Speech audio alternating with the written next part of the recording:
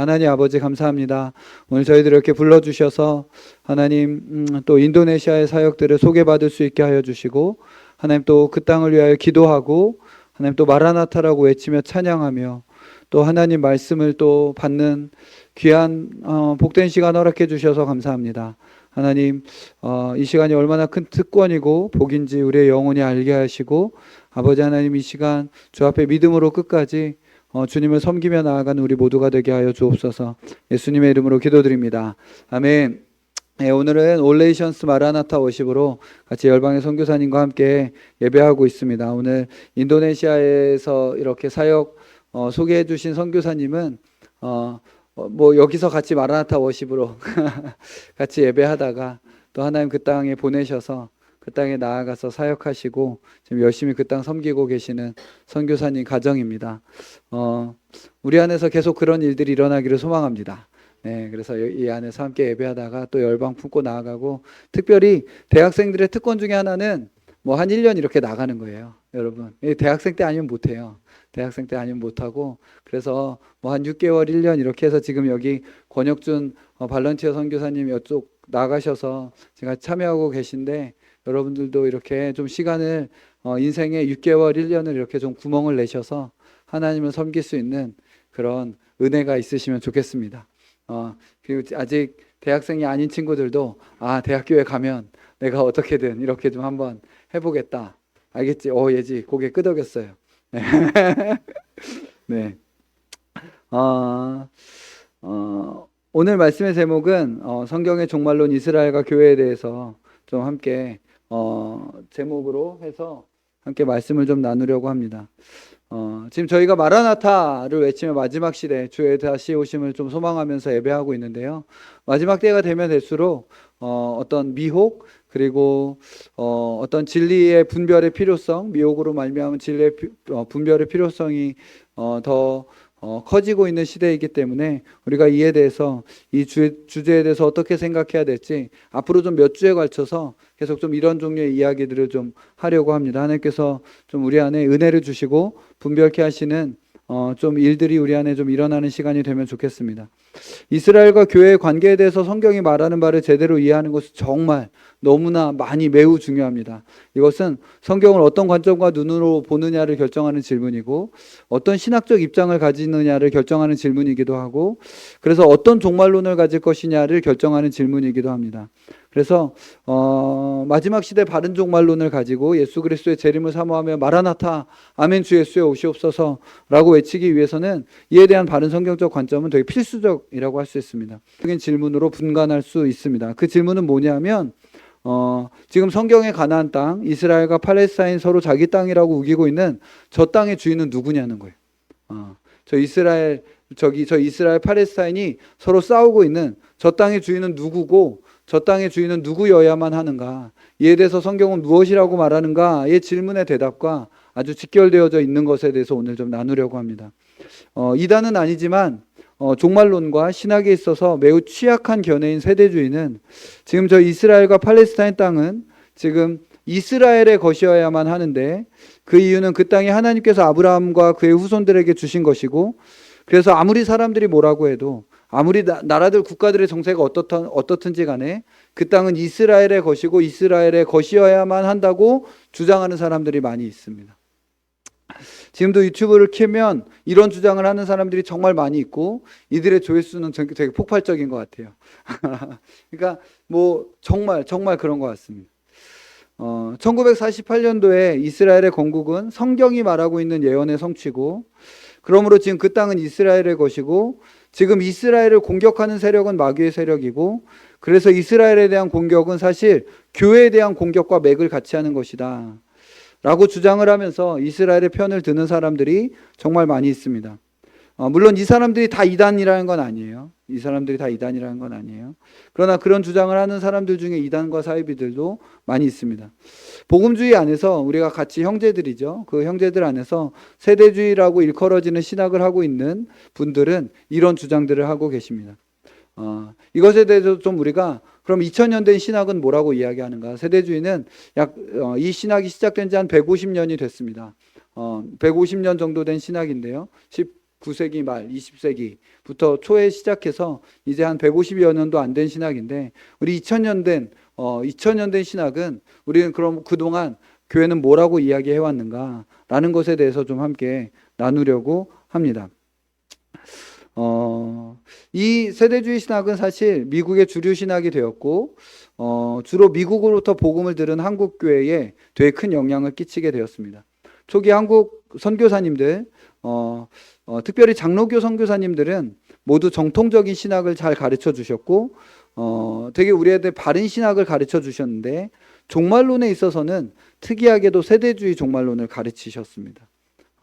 그래서 우리의 믿음의 유명한 선배들, 우리의 믿음의 초기에는 우리 한국 교회는 다 조선시대, 조선 말기죠. 그때 다 배웠던 신학은 종말론은 세대주의 종말론으로 배우고 가르쳤어요. 그래서 예를 들면 평양 대부흥의 어떤 주역으로 사역하셨던 우리 길선주 목사님, 그리고 산정연교회의 일사가고에 그렇게 순교하셨던 주기철 목사님, 사랑의 원자탄이라고 불렸던 손양원 목사님, 다 이름들 다 아시죠? 아니? 모르니? 네, 괜찮아요. 이제 배우면 되는 거니까. 몰라요? 네, 괜찮아요. 알아요? 몰라요? 네, 알아요? 네. 그러니까 모두 정통신학을 가르쳐 주신 아주 좋으신 분들이지만 종말론에 있어서는 세대주의를 가르쳤어요. 세대주의 종말론의 특징은 이스라엘과 교회를 두 가지로 정리할 수 있는데, 이스라엘과 교회를 절대적으로 구분하는 거하고, 또 하나는 예수 그리스도의 재림을 이중적인 재림으로 보는 것입니다. 예수 그리스도의 재림을 이중 재림으로 보는 것은 예수님께서 먼저 공중에서 재림하신다는 거예요. 예수님께서 다시 오시는데 땅까지는 안 오시고 공중에 오시고, 그러면 어떤 일이 일어날까요? 공중 재림하시면 여기서 예수님을 믿는 사람들이 휴거가 막 되는 거예요. 그런 거, 저 어렸을 때까지만 해도 이런 종말론이 되게 많이 가르쳐졌어요. 그래서 갑자기 사람이 막 그런 영화들 보면 사람이 같이 막 이렇게 했는데 갑자기 옷만 남고 쏙 없어지는 거예요. 예수님 믿는 사람은 그런 일들이 일어날 거라고 생각하는 거예요. 휴거, 혹시 이런 거 들어본 적 있어요? 이게 이제 세대주의 종말론이에요. 그래서 예수 믿는 사람들이 갑자기 여기서 막, 그래서 차를 운전하다가 갑자기 휴거되면 차가 어떻게 되겠어요? 뭐 꽝 이렇게 되고, 비행기를 운전하는 기장이 예수님을 믿어. 왜 갑자기 이렇게, 그러니까 막 그런 것들이 막 일어난다는 거예요. 그래서 막 이러면서 이제 7년 대환란이 시작이 되는 겁니다. 7년 대환란이, 이 땅에서 7년 대환란이 일어나고, 공중에서는 예수님을 믿는 사람들이 공중에 휴거돼서 부활의 몸을 입고 공중에서 휴거돼서 7년 동안 이제 혼인잔치를 한다는 거예요. 그리고 그 혼인잔치가 끝나면 이 땅에서는 7년 대환란, 공중에서는 7년 혼인잔치, 그리고 나서 그 7년이 끝나면 공중 재림하셨던 예수님이 지상 재림을 하신다는 것이죠. 이 지상 재림을 하고 아시면, 그때는 이제 우리는 예수님 재림하시면 새하늘과 새 땅 다들 이렇게 생각하잖아요. 근데 이제 천년 왕국이라는 것이 시작이 되는데, 천년 왕국은 이제 그 예수님이 오셨다라고 해서 모든 사람이 부활하는 게 아니에요. 부활한 사람도 있고 안 부활한 사람도 있고, 이것도 뭐 약간 다른데, 부활한 사람은 하늘에 있다라고 하고 안 부활한 사람들은 이 땅에 있으면서 이제 예수님을 믿는데, 예수님은 이제 부활한 몸으로 이 땅 가운데 오셔서 이스라엘의 그 다윗의 보좌 예루살렘에 좌정하고 계신 거죠. 그럼 그 1000년 동안 사람들이 많이 결혼하고 애를 낳고 하는 거예요. 예수님이 이 땅에 오셨는데 많이 결혼하고 애를 낳고 막 이래서 막 이렇게 사람들이 많아지고, 그리고 이 1000년의 끝해가 되면 이제 그 중에 바다의 모래같이 많은 사람들이 또 예수님을 향하여 이렇게 반역을 하고 전쟁을 일으키는데, 예수님께서 그게 이제 곡과 마곡의 전쟁이라는 전쟁이에요. 그 전쟁을 이제 이렇게 막 그들을 살육하시고 죽이시고, 그 다음에 이제 백보자 심판이 있고, 그 다음에 새하늘과 새 땅이 펼쳐진다라고 생각을 하는 거예요. 이들의 성경 해석은 너무 과하게 문자적입니다. 지금 제가 말한 것은 이단 저쪽 사이비가 아니고 세대주의라는 우리 한해 같은 형제라고 여겨지는 분들의 성경 해석인데, 한 150년 정도 된 해석이에요. 근데 저희는 그것을 받지 않습니다. 저희 GM은 그것을 받지 않아요. 그것은 잘못된 해석이라고 생각합니다. 문자에 너무 집착하여 성경을, 특별히 계시록을 너무나 문자에 집착하여 해석하려고 드는 거예요. 사실 여러분, 이것이요, 한국의 다른 나라들에 비해 이단과 사이비들과 재림주가 많은 이유입니다. 그러니까 150년 전이면 우리나라에 복음 들어왔을 때랑 되게 비슷하잖아요. 그때 미국에서 이 세대주의 신학이 확 붕을 일으켰어요. 종말론에. 그래서 그 세대주의적 종말론으로 복음의 선교에 거의 이제 제일 복음을 받은 나라가 어디냐 하면 대한민국, 조선인 거예요. 우리나라가 그런 신학과 종말론을 가지신 분들이 너무나 과도하게 문자에 집착하시는 어떤 성경 해석으로 해서 세대주의적 종말론을 가지고 있는 사람들이 이곳에서 특별히 종말론을 가지고 있는데, 그 당시에 우리나라 사회는 어땠냐면 일제의 압제 가운데 고통받는 시대였던, 고통받는 시대에는 민족적으로 무엇을 꿈꾸냐면 어떤 저쪽 신적이고 종교적인 데에서 어떤 피난처와 도피처를 얻으려고 하는 그런 유토피아를 찾으려고 하는 사람들이 있었고, 그러니까 막 정도령이니 뭐 삼각산에 뭐 하는 사람들이니 그런 사람들이 원래 있었는데, 이 과도하게 문자적으로 접근하는 이것이 그들의 어떤 종말론에 대해서 어떤 그들의 이단과 사이비들이 활동할 수 있는 장을 마련해 준 거예요. 그래서 이런 문자적인 것들로 하면서 이 성경을 왜곡하면서 자기를 뭔가 특별한 어떤 종류의 사람이나 되는 듯이 이렇게 하는 사람들, 재림주 또는 이단 사이비들의 그때 시작이 그러면서 일어나게 됐고, 그러면서 우리가 보고 있는 뭐 신천지를 비롯해서 통일교, JMS, 안상홍 증인회들의 이단들도 뿌리가 있거든요. 뿌리들을 찾아가 보면 그 사람들이 존재하게 되는 거예요. 그러니까 우리나라는 야, 이단도 대단해. 막 우리나라 이단은 전 세계적이잖아요. 뭐 그 통일교, 문선명 통일교, 그리고 뭐 JMS도 막 전 세계적이고 신천지도 막 그렇고, 이게 특별히 우리나라 민족들이 어떤 뭔가 대단한 게 아니라 이런 세대주의 신학 안에서 우리가 그런 것들을 배워서 성경을 과도하게 문자적으로, 예를 들면 계시록 11장에 보면 두 증인이 나와요. 두 증인. 계시록 11장에 두 증인이 나오는데, 두 증인은 원래 어떻게, 이 두 증인이라는 것은 구약에서 왜 두 증인이라는 것은 이미와 아직의 시대, 초림과 재림의 시대에 세상에 예수 그리스도의 복음을 증언하는 교회 공동체를 두 증인으로 상징한 거예요.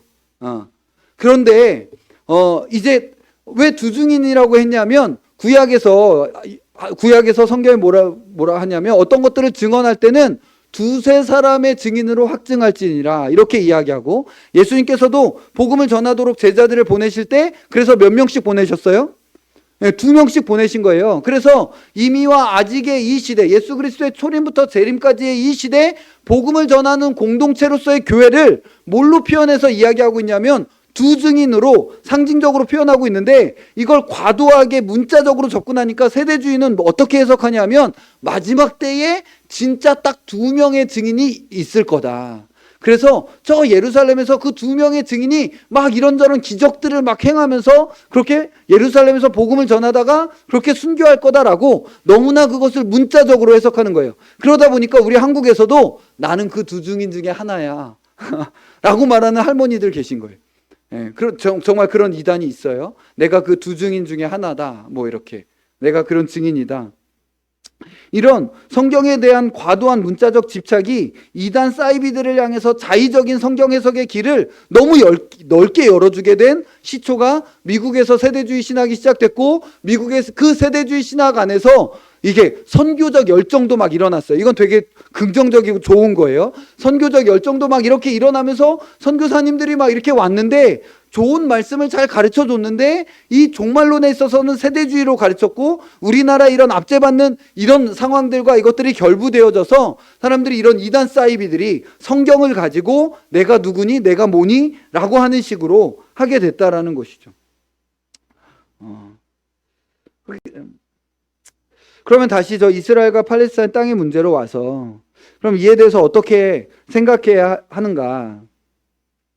우선 땅의 소유에 대한 개념에서도 우리는 지금 현대에 뭐 저 땅은 누구의 것인가 라고 했을 때, 지금 우리는 땅이 누구의 것이냐라고 했을 때 현대적 개념을 너무나 많이 가지고 있어요.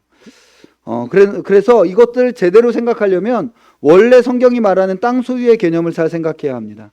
구약에서 한번 생각해 보세요. 땅의 소유권은 누구에게 있습니까?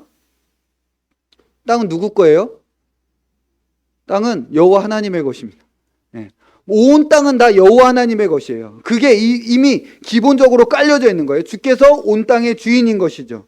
그러니까 주께서 이스라엘에게 그 땅을 주셨다라고 이야기했을 때 지금 주님이 주시는 그 소유권을 이스라엘에게 줬다라는 게 아니에요. 그 땅에 거주하도록 허락해 주셨다는 것이죠. 그래서 이 땅은 이스라엘이 뭔가 어떤 상황에서라도 자기 소유권을 주장할 수 있는 땅으로 그렇게 주어진 게 아니에요. 여긴 우리 땅이잖아요. 이렇게 하나님을 향해 살 수 있는 것이 아니라 그 땅은 하나님과의 바른 관계에서만 누릴 수 있는 언약적 복이었던 거예요. 그게 이스라엘 땅이에요. 하나님과 바른 관계 가운데 있을 때 하나님께서 그 땅 가운데 그 땅을 이스라엘 백성들에게 이거 너가 여기에 거주하면서 여기서 살아라 라고 허락해 주신 땅이었고, 그래서 그건 언약적 복으로 누릴 수 있었던 거예요. 이스라엘이 언약 안에서 하나님과 바른 관계 가운데 있을 때는 그 땅에 거주할 자격이 있지만, 그렇지 않을 때 그들은 그 땅에 거주할 자격을 잃어버렸고, 그래서 이방에 사로잡혀지게 간 거예요. 그 땅이 그들을 토해낸 것이죠. 이는 처음에 정복전쟁할 때부터 분명한 것이었는데, 이스라엘조차도 그 땅을 내가 너희에게 주었다라고 약속을 가지고 갔는데 정복한 첫 성이 어디였어요? 첫 성 어디였죠? 가나안 정복전쟁에서 정복한 첫 성 어디예요? 여리고성이죠. 7번 막 이렇게 돌고 총 13번 돌았어요. 하루 이렇게 돌다가 7째 날에는 7번 돌았으니까 13번이 맞을 거예요. 13번 이렇게 돌고 소리치고 해서 무너져서 정복했는데, 그 여리고성은 되게 큰 성이었고 그 다음에 아이성은 되게 작은 성이었는데 정복했어요? 못했어요? 못했어요. 왜 못했어요? 무슨 일이 있었죠? 아간의 범죄가 있었잖아요. 그러니까 이스라엘이라 할지라도 그냥 이 땅을 너에게 주리라라고 말씀하셨지만, 이 땅에 이스라엘이 하나님 앞에 반역했을 때 이 전쟁을 이길 권한이 없는 거예요. 자격이 없는 거예요. 처음부터 이스라엘은 이 땅은 하나님으로부터 받아서 하나님과의 바른 관계 가운데서 얻고 누리는 땅이구나 라는 것을 처음부터 배웠던 거예요. 그냥 이 땅은 나한테 주었으니까 어떻게 하더라도 우리가 사는 거야 라고 하지 않았다라는 것이죠. 그래서 구약에서 이스라엘에게 가나안 땅은 마치 지금 우리의 성찬과 좀 비슷합니다. 성찬은 하나님과 바른 관계 속에서 살아가는 이들에게 주시는 언약적 복이며 유익이에요. 그러나 그들이 언약 안에서 합당한 생활을 하지 않을 때, 즉 그리스도인으로서 전혀 합당하지 않게 큰 범죄 가운데 회개하지 않는 마음 가운데 그렇게 살아갈 때에 교회는 결정을 거쳐서 어떻게 합니까? 수찬 금지, 성찬을 받을 수 없습니다 라는 징계를 권징을 하는 것이죠. 수찬금지. 마치 이스라엘 백성들이 가나안 땅에서 바벨론으로 포로로 잡혀간 것은 수찬금지 같은 거예요. 너희들은 이 땅에 지금 참여할, 이 땅의 언약의 복에 참여할 너희들 자격을 잃어버렸다. 내 언약 백성으로서의 자격을 잃어버렸다. 수찬금지, 바벨론으로 가라. 이렇게 해버린 것이죠. 그러니까 혹여나 여전히 그 땅에 대한 약속이 지금 저 있는 그 이스라엘 민족에게 유효하다 하더라도, 지금 이스라엘은 자기들을 향하여, 지금 예수님 믿고 있습니까? 이스라엘이 민족적으로 안 믿고 있잖아요. 언약에 지금 거역하고 반역자들인 거예요. 하나님의 언약 안에서 반역하고 있고, 지금도 복음에 대해 가장 반대하는 민족들 중에 하나로 있는 상황에서 그들에게 그 땅의 소유권이 있다라고 말하는 것, 그 땅에 거주할 자격이 그들에게 있다라고 말하는 것은 어불성설이에요. 말이 되지 않는 것이죠. 그러나 성경 해석에 있어서 더 근본적인 문제가 있습니다. 그것은 그 땅이 예표하고 있는 본체가 나타나신 거예요. 가나안 땅이 예표하고 있는 본체, 가나안 땅의 언약적 복의 본체가 누구시냐 하면 바로 우리 구주 예수 그리스도십니다. 아브라함의 언약에서 약속된 것은 아브라함의 후손이 약속되어져 있고 그 땅이 약속되어져 있습니다. 이것은 하나님의 나라를 세워주겠다. 땅과 백성이라는 하나님의 나라를 아브라함에게 약속해 주신 거예요. 아브라함을 통해서 하나님의 나라가 이 땅 가운데 이루어질 거라는 거죠. 아브라함의 후손을 통해서. 그런데 그 아브라함의 후손이 누굽니까? 예수 그리스도. 예수 그리스도께서 바로 이 땅 가운데 임하신 하나님의 나라신 거예요. 예수 그리스도께서 하나님의 온전한 나라신, 예수 그리스도께서 아브라함의 자손이시며 예수 그리스도께서 하나님의 나라신 거죠. 그러니까 아브라함을 향한 모든 약속들은 사실 예수 그리스도 안에서, 우리 구주 안에서 다 성취가 된 것입니다. 예수 그리스도는 구약의 모든 약속의 성취자이십니다. 한 번만 따라해 봅시다. 그리스도는 약속의 성취자이시다. 그리스도께서 성취하지 못한 약속은 없어요. 그리스도께서 성취하지 못한 약속은 없고, 모든 하나님의 약속은 그리스도 안에서 다 예가 된 거예요. 응하여진 것이죠. 구약의 모든 절기들과 제사들이 예수 그리스도 안에서 성취되고 완성된 것처럼, 그래서 우리가 더 이상 양을 잡지 않는 것처럼, 양을 잡으면 이상한 거죠. 미친 짓 하는 거죠. 정신없는 짓을 하는 거죠. 본체가 나타났는데 땅에 대한 약속 또한 하나님의 나라이신 위대하신 그리스도께서 성취하신 것입니다. 땅 약속이 이스라엘에게 여전히 남아있다고 주장하는 것은 그리스도께서 성취하지 못한 약속이 있다는 것이며, 이는 그리스도의 위대하심을 보지 못하기 때문에 그런 것입니다. 그리스도는 그 땅으로 예표되고 있는 바, 그 하늘을, 땅이 예표하고 있는 그 영원한 하늘을 이 땅 가운데 가지고 오신 분이 그리스도신 거예요. 아브라함 또한 그 약속을 받았는데요, 아브라함은 자기의 본향이 어디에 있는 줄 알았어요? 하늘에 있는 줄 알았어요. 그래서 이 땅 가운데 나그네로 살았다고 히브리서 11장에서 이야기하고 있는 거예요. 그리스도는 그 하늘을 이 땅으로 가져오셨고, 그리스도 안에서 신자들은 새로운 세계로 들어가며, 그 새로운 세계는 결국 새하늘과 새 땅에서 극치에 이르게 되는 것입니다. 그러므로 이 구원의 위대하심을 보는 사람들은 잘못된 성경 해석으로 마치 저 가나안 땅, 그것이 하나님의 약속으로 여전히 남아 있어서 그 땅이 이스라엘의 것이어야만 한다는 주장을 해서는 안 됩니다. 그런 게 아니에요. 성경을 잘 모르고 잘 해석하지 못해서 그런 거예요. 지난번에 언제 한번 설교한 것처럼 우리의 예루살렘은 저 땅에 있는 예루살렘이 아니에요. 갈라디아서 뒤에서 이야기한 것처럼 우리의 예루살렘은 어디에 있다? 하늘에 있도다. 우리의 예루살렘은 하늘에 있는 거예요. 그게 우리예요. 만약에 우리의 예루살렘이 이 땅에 있다라면 기독교도 이슬람과 유대교가 예루살렘을 놓고 전쟁하는 것처럼, 아니야, 그거 우리 성지야. 아니야, 그 땅 우리 땅이야. 우리 하나님이 진짜 하나님이니까, 우리 예수님이 진짜 구주니까 예루살렘은 우리 것이어야만 해 라고 유대인과 이슬람이 지금 예루살렘을 놓고 막 전쟁하는 것처럼, 기독교의 거룩한 청년들아, 봉기하라, 일어나라, 칼을 가져라, 저 땅을 이제 다시 우리의 것으로 수복하고 정복해오자. 너희들에게 믿음이 있느냐? 라고 말하면서 지금 이 사람들을 일으켜가지고 전쟁하는데, 우리도 싸울 거야. 그럼 우리는 화평케 하는 자가 될 수 없어요. 우리는 이 땅에 있는 그 어떤 것에도 매이지 않아요. 그거 니들이 다 가져라. 우리의 예루살렘은 하늘에 있다. 니들도 그거 갖고 싸우지 말고 그리스도 안에서 영원한 예루살렘을 가지고 너희들 나가야 된다. 라고 우리가 말해줘야 되는 것이죠. 마치 그리스도께서 성취하지 못하신 것이 있는 것처럼 이 땅의 것들에 대하여 아니야, 그것은 우리 것이야 라고 주장한다면 우리는 이 땅의 사람들의 싸움에 참여할 수밖에 없게 되는 거예요. 이 땅에 이 영원하지 않을 것들을 위하여 계속 그러나 우리의 소망은 하늘에 있습니다. 우리의 모든 소망은 하늘에 있는 거예요. 우리 이 땅의 것들 가지고 누구와 싸울 필요가 없는 사람들이.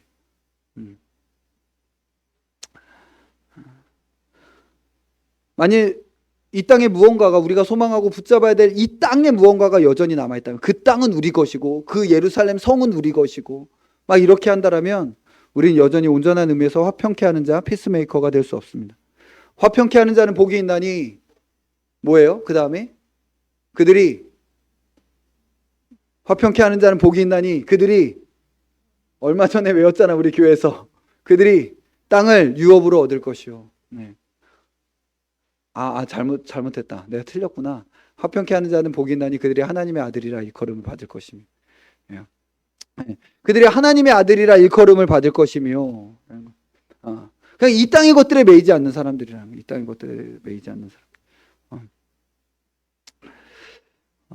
이런 성경 해석에 있어서 근본적인 문제는 이스라엘과 교회를 분리하는 것입니다. 이스라엘과 교회를, 세대주의 사람들이 이스라엘과 교회를 분리해요. 여러분, 하나님께서 열방의 구약에 한번 저기 창세기 12장으로 한번 가보세요. 하나님께서 세상을, 온 지구를 온 우주를 만드셨고, 그리고 나서 그 전까지는 스케일이 되게 크세요. 막 이렇게 막 노아의 홍수, 전 지구적으로 바벨탑, 막 언어들 다 나눠지고, 막 민족들이 70여 개 민족으로 막 나눠지고, 막 이러다가 11장까지 딱 이렇게 바벨탑 사건 끝난 다음엔 갑자기 하나님의 스케일이 확 작아지는 것처럼 느껴집니다. 전 지구적으로 막 이러다가 갑자기 한 사람에게 집중하시는데, 그 한 사람이 누구예요? 아브라함이죠. 너는 본토 친척 아비 집을 떠나 내가 내게 지시할 땅으로 가라. 라고 말씀하시면서 한 사람, 그리고 그 사람의 가문, 이삭, 야곱, 요셉의 이야기로 창세기를 마치십니다. 하나님께서 아브라함을 택하셨고, 그의 후손 이스라엘을 통하여 하나님의 구속 역사를 시작하시는 거예요. 하나님 오직 그 민족 안에서만 언약을 주셨고, 여러분, 우리 한민족은 이방 민족이에요. 하나님께서 이스라엘 백성들에게 언약을 주셨을 때 우리는 그것과 전혀 상관없이 그냥 하늘의 해와 달과 별들을, 짐승들을 섬기며 살았을 것입니다. 하나님께서 오직 이스라엘 민족에게만 자기를 나타내 주셨고 언약하셨고 구속사를 이끌어 오셨습니다. 때가 되면 그 이스라엘 사람으로 아들을 보내신 거예요. 유대인으로 예수 그리스도께서 오신 것이죠. 그 예수 그리스도로 말미암아 구약의 모든 예언을 성취하게 하셨습니다. 그리고는 이스라엘에 약속된 그 복을, 구약의 모든 예표하던 것들이 지시하고 있던 그 본체로서의 복을 그를 믿는 자들에게 이스라엘이나 이방이나 차별이 없이 주신 것이죠. 그 공동체가 바로 예수 그리스도를 머리로 하는 교회입니다. 오늘 본문이 말하는 것이 바로 그것이에요. 우리 18절 29절 다시 한번 읽겠습니다. 같이 읽겠습니다. 시작. 너희는 유대인이나 헬라인이나 종이나 자유인이나 남자나 여자나 다 그리스도 안에서 하나이니라. 너희가 그리스도의 것이면 곧 아브라함의 자손이요 약속대로 유업을 이을 자니라. 갈라디아 교회를 향해서 너희가 예수 그리스도를 믿느냐? 그럼 너희는 그리스도의 것이다. 그리스도의 소유가 되었는데 그럼 너희는 그리스도 안에서 아브라함의 자손이고 그 아브라함의 그 약속대로 유업, 그 하나님의 나라를 유업으로 얻을 자들이다 라고 말하고 있는 거야. 이방인들에게. 유대인이나 헬라인이나 이방인이나 종이나 자유인이나 남자나 여자나 여기에 차별이 하나도 없다. 차별이 하나도 없다 라고 말씀하세요. 여러분, 구약의 언약 백성 공동체는요, 민족적으로 배타적인 이스라엘만 언약 공동체였습니다. 다른 그 어떤 민족도 뭐 또 하나의 선민, 아리랑 민족 이런 건 없어요. 그런 거 없어요. 그냥 이스라엘만 하나님께서 민족적으로 선택하시고 그들에게 하나님의 구원의 구속사의 그 언약을 이루셨던 거예요. 배타적인 이스라엘이었고, 그래서 누구라도 하나님의 언약 백성이 되고자 하는 자는 할례를 받고 유대인이 되어야만 했던 것이죠. 그러나 예수 그리스도께서 언약을 성취하시고 이제 유대인이나 헬라인이나 종이나 자유인이나 남자나 여자나 그냥 오직 믿음으로, 믿음이면 예수 그리스도의 것이 되었고 예수 그리스도를 머리로 하는 공동체의 교회로서 너는 아브라함의 모든 그 약속이 다 너의 것이다. 유업을 이을 자니라 라고 말하고 있는 것입니다. 세대주의 신학자들이나 이를 제대로 알지 못하는 자들은 전통적인 이런 이해를 향해서 우리가 교회가 이스라엘을 너희들 대체했다라고 생각하는 거잖아. 이렇게. 교회가 이스라엘. 대체 신학을 한다라고 얘기해요. 우리가 하는 신학을 이제 대체 신학이다. 그러나 우리는 단순히 교회가 이스라엘을 대체했다라고 말하는 게 아니에요. 그것은 자신들의 이분법 때문에 그렇게 생각하는 거예요. 우리는 구속사가 진전했다. 언약 백성이 더 이루어졌다. 구속사의 점진이다. 구속사가 발전했다. 라고 말하는 것입니다. 이것을 이해하지 못하는 사람은 그리스도의 위대하심, 그가 얼마나 위대하고 탁월하신 언약의 성취자이시며 그리스도께서 가지고 오신 것, 그리스도 안에서의 그 놀라운 세계, 예수 안에 있는 그 새로운 세상은 그냥 그깟 땅, 우리나라 강원도 땅만한 그 땅 한 조각이나 또는 민족적 특징과는 비교할 수 없는 얼마나 위대한 것을 우리 주 예수 그리스도께서 보라, 이전 것은 지나갔으니 새 것이 되었도다. 누구든지 그리스도 예수 안에 있으면 새로운 피조물이라 라고 말씀하시는 얼마나 위대한 것을 우리에게 가지고 오셨는지에 대한 이해, 그 눈을 열어야 됩니다. 그게 안 열리니까 그 몇 푼 안 되는 그 땅 한 조각과 민족적 특징에 대단한 의미라도 있는 것처럼 우리는 예수 그리스도 안에서 새로운 피조물이고 우리의 땅은 저 하늘에 있음에도 불구하고 이 땅의 것들에 자꾸 사람들을 나누고 무언가를 나누고 하는 방식으로 생각하게 만드는 거예요. 이런 이해들은 구약의 성경 해석을 하는 것에 있어서 우리를 더 온전하게 합니다. 예를 들면 너무나 잘 오해하여 해석하는 구약의 말씀이 있는데요. 시편 122편 6절에 보면 예루살렘을 위하여 평안을 구하라. 예루살렘을 사랑하는 자는 형통하리라. 우리가 이거 읽잖아요. 그럼 이거 읽으면 우리 어떻게 해야 돼요? 예루살렘을 위하여 기도해야겠다. 이렇게. 이 말씀을 가지고 지금 저 예루살렘의 땅에 평안을 구해야 한다는 식으로 해석하는 사람들이 많이 있습니다. 예루살렘을 위하여 평안을 구하라. 예루살렘을 사랑하는 자는 형통하리라. 그래서 저기 있는 저 땅에 예루살렘을 사랑하면 형통하게 될 것이라고 생각하는 사람들이 여전히 있습니다. 진짜로. 여전히 있어요. 우리 형제들 중에도 있어요. 진짜 같이 예수님 믿는 형제들이에요. 그러니까 이렇게 주장하는 사람들 너무 미워하면 안 돼요. 우리 형제들 중 영원한 나라에서. 그런데 그렇게 이해하는 것이 발판이 돼서 이단 사이비들이 나오니까 여기서 이렇게 선을 그으려고 하는 거예요. 어떤 것이 바른 이해인지. 여러분, 구약에서 예루살렘을 이야기할 때 그 본질은 그 지역이나 그 성이나 물질적인 어떤 것이 아니에요. 구약에서도 그렇지 않았어요. 구약에서도 예루살렘을 말할 때 예루살렘을 위하여 평안을 구하라 라고 시편 기자가 이야기했을 때 그냥 그 성, 그 물질적인 것이 아니라 언약 백성의 그 언약 백성으로서의 그 공동체의 평안을 구하라는 거예요. 이스라엘 그 언약, 하나님과 언약을 맺은 그 언약 공동체의 평안을 구하고 그 나라의 평안을 구하라는 것이죠. 그리고 그것을 사랑하는 자는 형통하게 될 것이라는 것입니다. 그러면 지금 우리가 이것을 보고 어떻게 이해해야 됩니까? 이것은 지금 언약 백성, 예수 그리스도를 머리로 하는 유대인이나 이방인이나 구별이 없는 그 언약 공동체, 뭐예요? 교회. 예루살렘을 위하여 평안을 구하라. 아, 교회의 평안을 위하여 기도해야 되는구나. 예루살렘을 사랑하는 자는 형통하리로다. 아, 교회를 사랑하고 섬기는 자에게 하나님께서 복을 주신다고 하시는구나 라고 이해를 해야 되는 거죠. 라고 이해를 해야 되는 거죠. 그걸 가지고 예루살렘의 저기 있는 저 지역의 평안을, 여러분 예루살렘의 평안을 저 땅의 예루살렘의 평안을 위하여 우리가 기도해야 되겠죠. 하나님, 저 땅이 전쟁 가운데 있습니다. 저 땅에 평안을 주십시오 라고 기도를 해야 돼요. 그러나 그것은 서울의 평안이나 뉴욕과 베이징과 도쿄와 모스크바의 만큼의 중요성을 가질 뿐이에요. 이제 그거보다 더한 중요성이 있지 않아요. 그 예루살렘에 있는 사람들만큼이나 뉴욕과 모스크바와 이런 베이징과 도쿄의 그런 지역에 있는 사람들도 그만큼 중요한 사람들이라는 것이죠. 그렇게 기도해야 돼. 늘 우리의 예루살렘은 땅에 있지 않고 하늘에 있다는 말씀을 기억해야 하는 것입니다. 이제 말씀을 마무리하겠습니다. 우리는 기다리는 사람들입니다. 우리는 마라나타의 사람들입니다. 마지막 때가 되면 될수록 미혹하는 자들이 더 기승을 부릴 것입니다. 정말 미혹하는 자들이 더 기승을 부릴. 그런 미혹에 넘어가지 않기 위해서는 우리는 성경적으로 바른 종말론을 바르게 붙잡아야 돼요. 예수님 오시면 예수님 그냥 이중재림 하지 않으세요. 예수님 그냥 오시는 거예요. 그냥 오시는 거예요. 갑작스럽게 그냥 이 땅에 오시는 거예요. 휴거가 있다. 성경에도 휴거가 있다. 이게 휴거를 좁은 의미로 말하면 휴거가 있어요. 휴거가 뭐예요? 우리가 공중에서 주님을 맞이하는 거예요. 예수 그리스도께서 오시면 우리의 몸이 부활하고 우리의 몸이 하늘로 올라가요. 그래서 공중에서 주를 맞이하는 거예요. 사방에서 그런 일들이 일어나서 공중에서 주를 맞이하는 거죠. 그 다음에 어떻게 됩니까? 그 주님을 모셔서 이 땅 가운데 오는 거예요. 그 주님을 모시고 이 땅에 와서 심판하고 그 다음에 새하늘과 새 땅 펼쳐지고 그렇게 영원히 주님과 사는 것이죠. 그게 끝이에요. 예수님 오셨는데 또 사람들이 애 낳고 결혼하고 막 이렇게 사는데 그 애 낳은 애들 중에 불순종하는 애들이 막 일어나가지고 다시 반역하고 예수님을 향하여 전쟁을 일으켰다가 예수님 다시 살육하시고 이런 일이 일어나지 않아요. 이런 일이 일어나지 않아요. 성경을 잘못 해석하고 있기 때문에 그런 거예요. 이런 이단과 사이비들에 대한 이해들이, 잘못된 이해들이 바른 예수 그리스도에 대한 예수 그리스도의 재림을 사모하는 것에 대하여 찬물을 일으킵니다. 여러분, 우리나라가 사실 저는 그게 92년도라고 믿어요.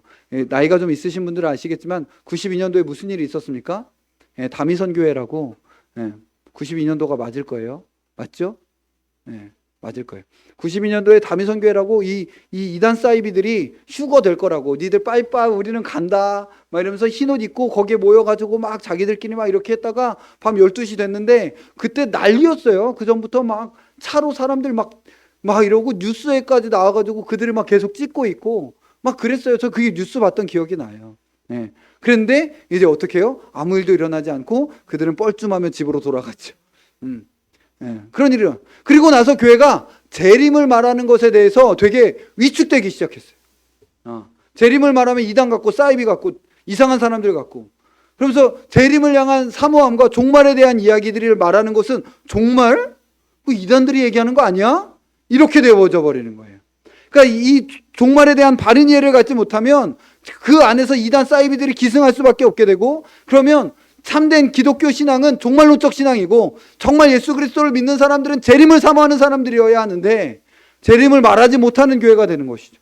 그게 저는 어쩌면 여전히 여태까지 그 여파가 있는 것 같습니다.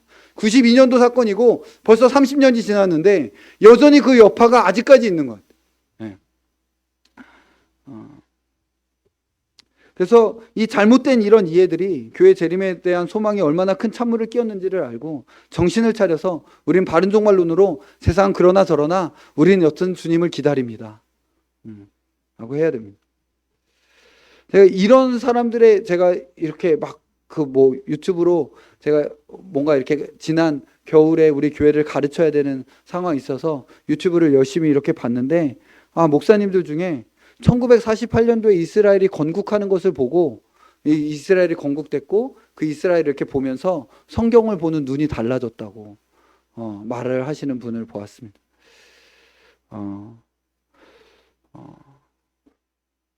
부끄러워야 할, 그런 말을 하는 건 부끄러워야 할 일입니다.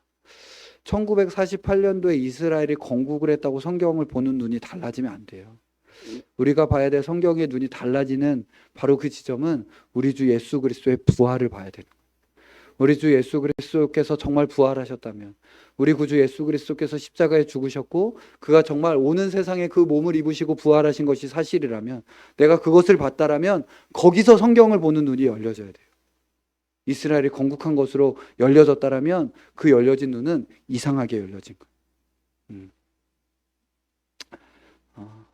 오직 예수 그리스도의 위대하심에 집중하는 것, 이것이 바로 그리스도인의 삶이고 길이고 바른 종말론을 주장하는 것입니다.